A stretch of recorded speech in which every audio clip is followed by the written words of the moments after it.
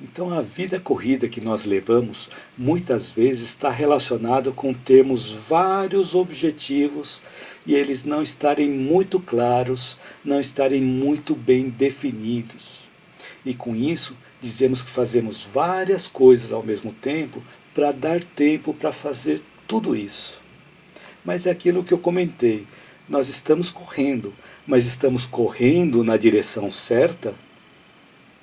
Quando nós não estamos correndo na direção certa, fazemos muitas coisas sem sentido, o que dá aquela sensação de vazio interior, de uma vida vazia.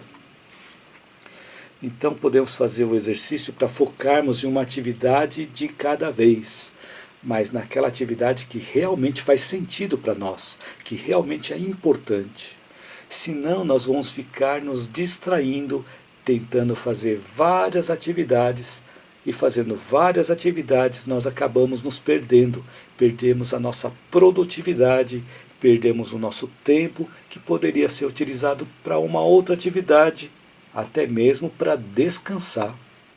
Então existe o bloqueio do escritor que é comentado neste livro aqui, Ikigai. O bloqueio do escritor ele diz assim, que se o escritor precisa escrever um livro em 3 meses, ele tem um objetivo muito bem definido. Mas se ele não parar de pensar nesse objetivo, ele pode ser levado à dispersão. Como assim? Por exemplo, se levanta de manhã com a ideia de escrever o livro. Ou seja, ele fica pensando assim, eu tenho que escrever o livro. E começa a ler jornal, começa a assistir TV, começa a limpar a casa, começa a fazer outras coisas, menos escrever o livro.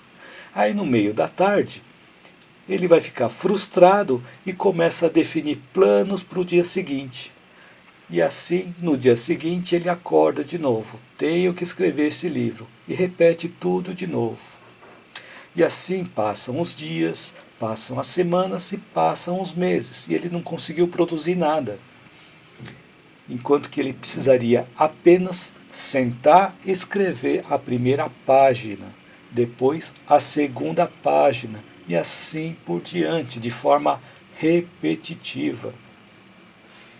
E a repetição se tornaria um hábito, e aquela atividade passaria a fluir melhor na vida da pessoa, como uma prioridade com relação às outras atividades que ele tem para realizar.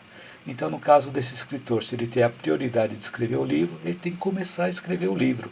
Quando começar a escrever o livro, as outras coisas que ele precisa fazer vão se adequar a essa agenda que ele tem de escrever o livro. Então experimente fazer isso que funciona.